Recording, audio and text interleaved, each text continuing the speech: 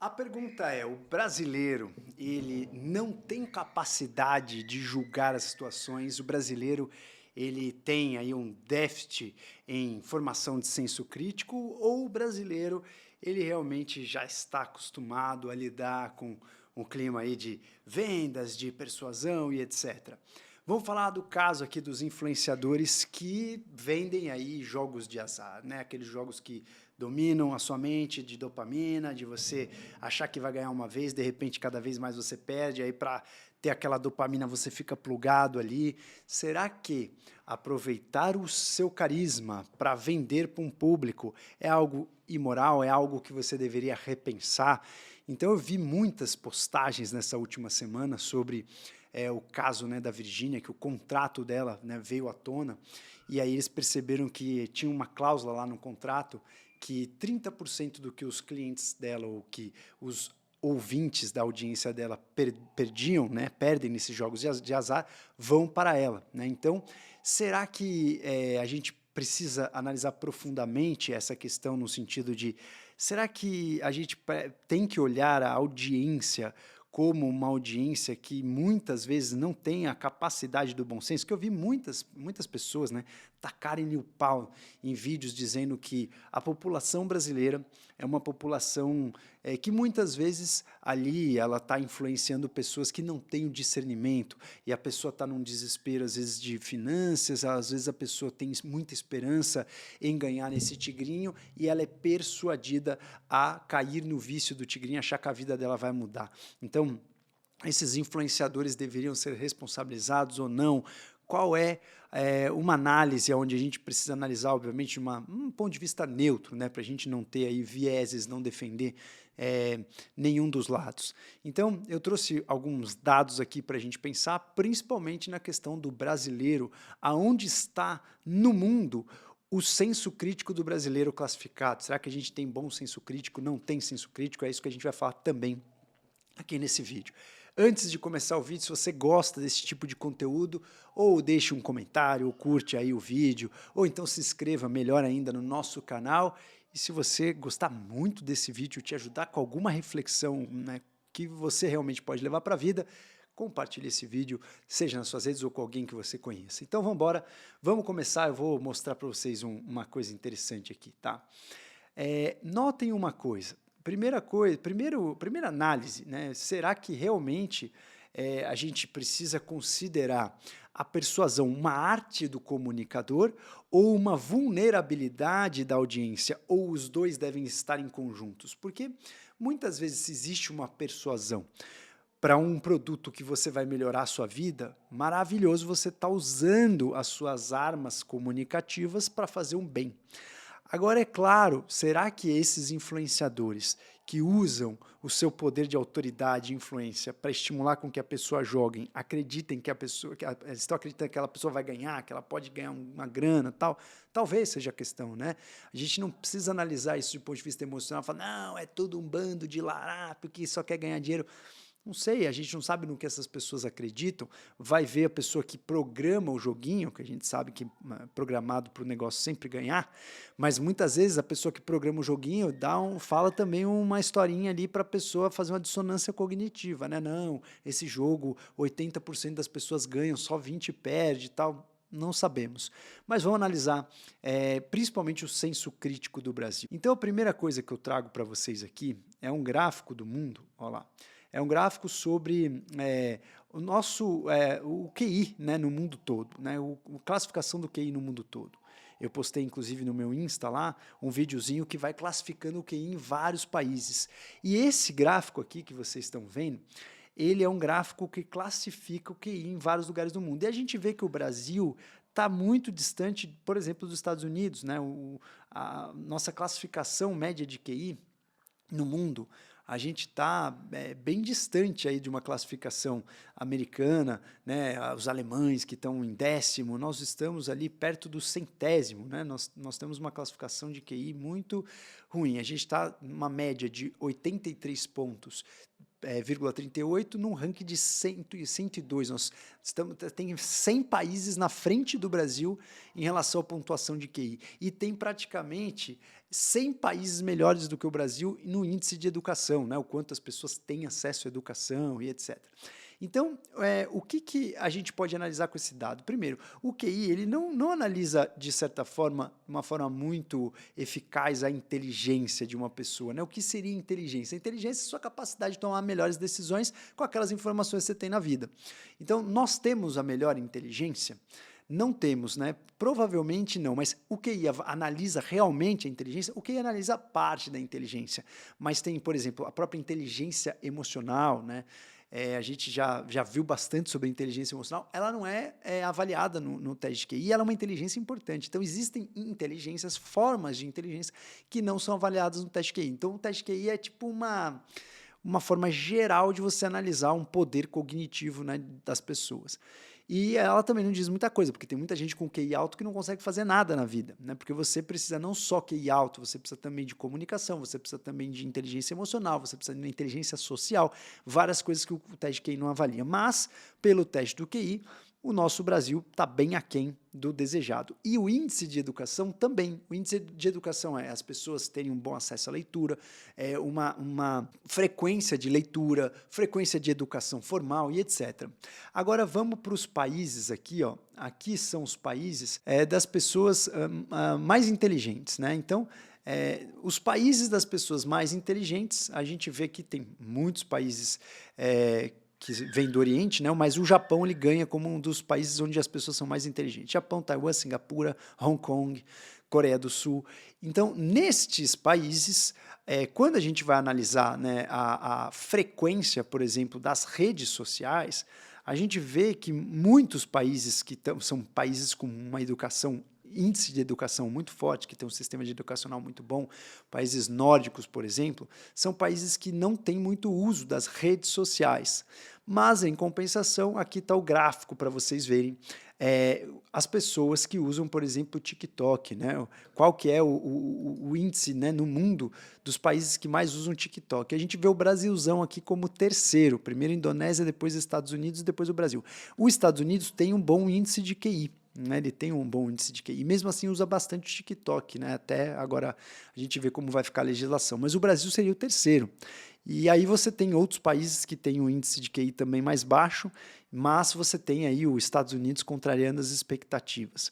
Agora, vamos ver a análise, quer ver, do Insta, né? Vamos tirar do TikTok e colocar aqui a análise do Insta, né? Os países que mais usam o Instagram. Aqui, ó. Dos países que mais usam o Instagram, uma coisa me chamou a atenção e que você já deve estar percebendo aí. O Japão ele está entre os países que mais usam o Insta. Então, o Brasilzão está em terceiro, Estados Unidos em segundo, e o Japão vem logo ali em sexto. E o Japão, então, é uma controvérsia nesse ponto, no sentido de você pensar, pô, o Japão é um dos países mais inteligentes do mundo e, ao mesmo tempo, é o que usa também, um dos que mais usam o Instagram. Então, a gente já parte de um princípio que as redes sociais em si, elas não dizem nada sobre um país, né? Ela não fala nada sobre o poder de senso crítico. Ah, não, um país nórdico, a educação é muito boa, por isso que os caras não usam redes sociais. Não é. Se fosse assim, o pessoal no Japão também talvez não usaria. Quanto mais inteligente, menos usa as redes sociais, não conseguimos ver essa associação aqui. Mas tem uma coisa importante, que é esse gráfico aqui, né, que é a classificação do Brasil. O Brasil tem uma classificação ruim em QI e o Brasil tem uma classificação ruim, bem ruim no índice educacional. Isso significa que o brasileiro é um mau leitor, o brasileiro ele é mal formado, o brasileiro muitas vezes tem um poder pior aí de julgamento, de decisão, de raciocínio lógico. Então, isso é uma realidade. Considerando isso, a gente pode tirar algumas conclusões, né?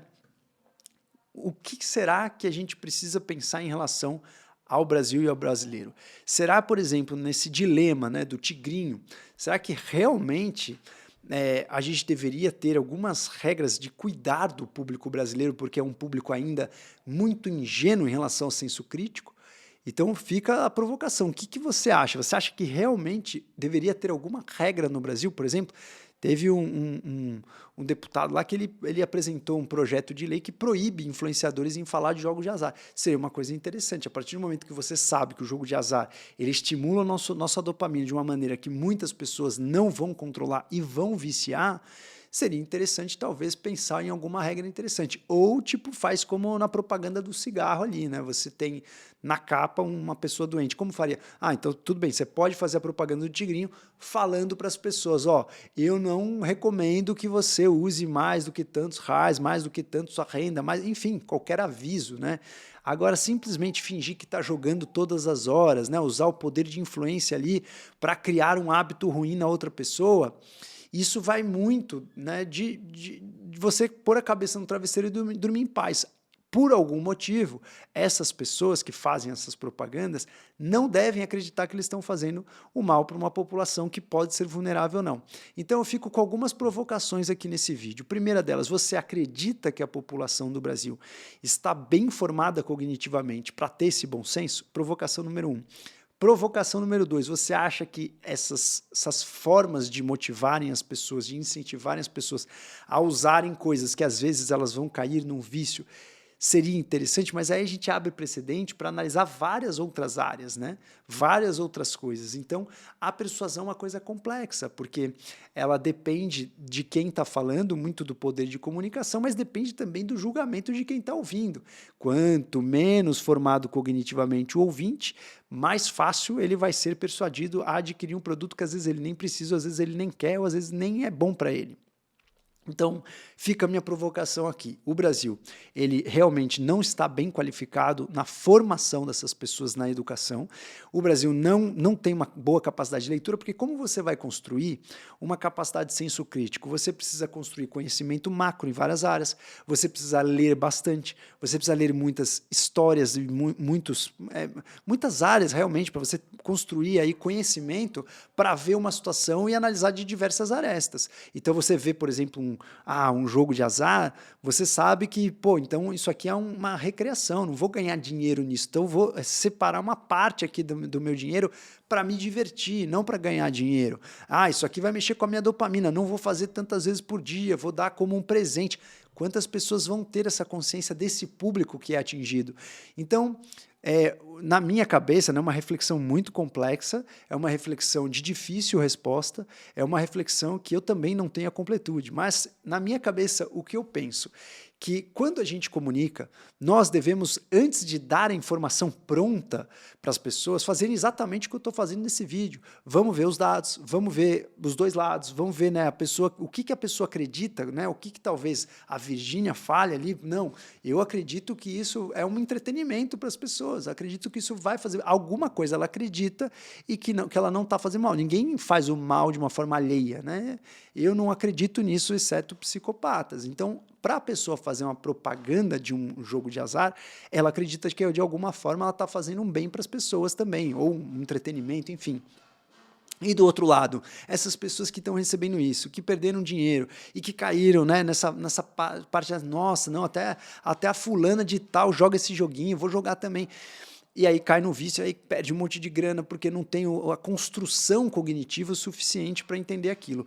E aí, mais uma vez, eu faço essa provocação da gente, toda vez que a gente vê uma pessoa acima de 18 anos, a gente supõe que essa pessoa ela é proficiente em tudo como um adulto é. Então, do 17 virou 18 anos, no aniversário de 18 você já fala, agora você é um adulto, você é responsável por tudo na sua vida, você vai ter que tomar suas próprias decisões.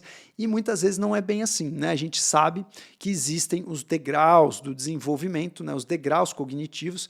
Vou colocar aqui uma das classificações de degrau cognitivo, só para a gente raciocinar, mas existem os degraus cognitivos e que são coisas importantes para a gente olhar. E o que é mais chocante dessa história toda, né, o que eu fico mais abismado dessa história toda, é que o Brasil ele ocupa o 10º lugar na importância econômica do mundo. Nós temos aí a posição do 9º até 11º, a gente fica variando, do PIB, né, do Produto Interno Bruto. A gente tem uma importância econômica absurda para ter um nível de educação onde a gente fica em centésimo e pouco, né?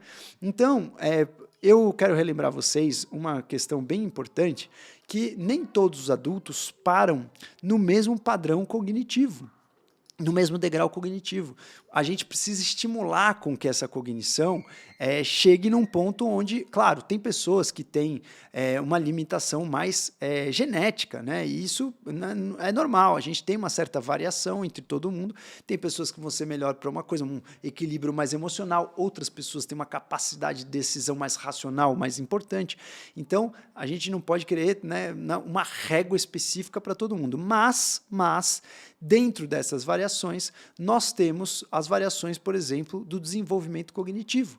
Essas variações do desenvolvimento cognitivo, elas devem ser estimuladas, o que não acontece em muitas áreas do Brasil, em muitas educações, em muitas escolas, é o que não acontece com muitas crianças e adolescentes, e isso a gente tem que olhar, porque, olha aqui, ó, a classificação, essa classificação de Commons, né? Você tem muitos degraus cognitivos.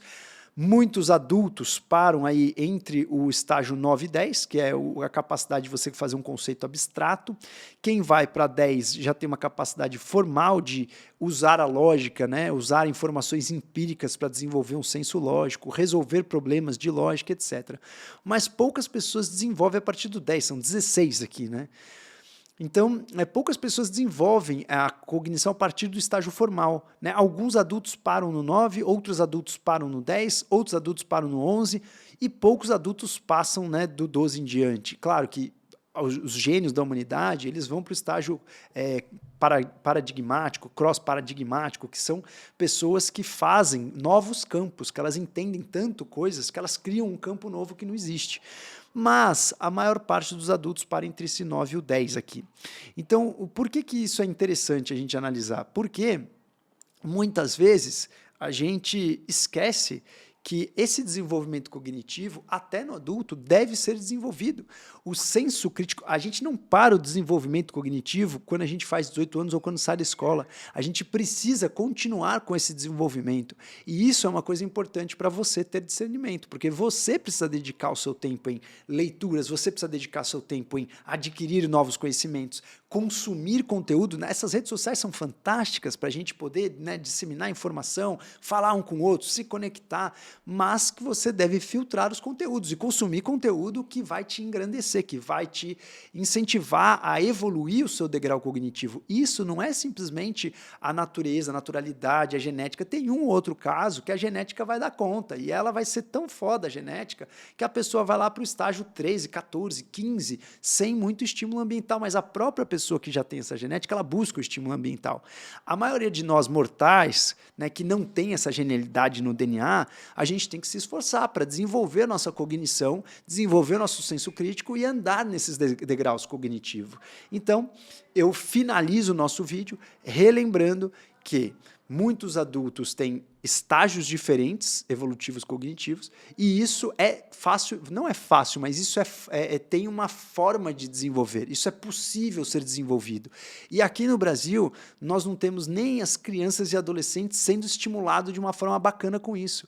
Então, uma das coisas que a gente tem que lutar aqui como sociedade, como brasileiro, como nação, é justamente olhar para esse sistema educacional e ver que o Brasil está muito atrás do que o poder que a gente ocupa no mundo em termos econômicos. Então, precisamos buscar isso. E aí, quando a gente vê uma situação dessa, de extrema vulnerabilidade de um público gigantesco que é atingido, né? A Virgínia tem, acho que, sei lá, 50 milhões de seguidores, as outras pessoas que fazem têm sempre 10, 12 milhões de seguidores. Isso é muita gente.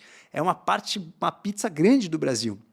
Então, essas pessoas que estão sendo atingidas, muitas delas realmente não têm a educação cognitiva o suficiente para ter todos esses discernimentos. E elas são como se fossem presas fáceis. E isso deve ser conhecido pelos grandes influenciadores para que, já que a gente não tem um sistema educacional tão alinhado, que esses grandes influenciadores incentivem isso também. Não só incentivem a dancinha, que é legal, entretenimento, não estou aqui julgando quem fica fazendo dancinha, eu acho legal, né? Eu dou risada. Às vezes é gostoso você estar ali, pô, ver uma coisa engraçada, ver uma dancinha esquisita, mas também pode dar o açúcar, mas dá também o que vai nutrir, né? Dá o açúcar e dá vitamina, e dá, né, o que realmente vai ter uma nutrição densa, dá o alimento ali de conhecimento com nutrição densa. Então eu acho que vale a gente incentivar esses influenciadores sem julgar. O lance não é ficar cancelando, a mulher só pensa em dinheiro, o outro que não sei o que, não. É incentivar, falar, pô, o que você está fazendo para educar os seus influenciadores, o seu público que você influencia, os seus influenciados, a desenvolverem senso crítico, a desenvolverem poder de raciocínio, a desenvolverem o degrau cognitivo. O que você está fazendo por eles para isso? Se você não faz por eles porque você tem isso nato, mas você não sabe ensinar isso, faz conteúdo com pessoas que também estimulem isso, ou divulguem pessoas, falem assim, sigam essas pessoas aqui, né? Sigam fulano, ciclano, beltrano. Eu não estou falando de mim, não, estou falando de várias outras pessoas que estimulam até muito melhor do que eu. Então, resumindo para vocês, essa é a minha visão sobre este tema, é um tema controverso, é um tema delicado, eu queria que você deixasse a sua opinião como resolver esse dilema. Todo mundo deve ser livre para tomar as suas atitudes e todo mundo tem esse poder aí de decidir o que é melhor para a sua própria vida, ou a gente precisa ter muito cuidado com as influências que criam ali um ídolo super amado e o que esse ídolo fala muitas vezes bate como uma figura de autoridade em pessoas que às vezes não desenvolveram o senso crítico. As duas alternativas são ok, desde que você discorra seus argumentos. O mais importante é que é uma discussão muito nobre e vale a pena a gente falar um pouco mais dela. Eu te espero no nosso próximo vídeo.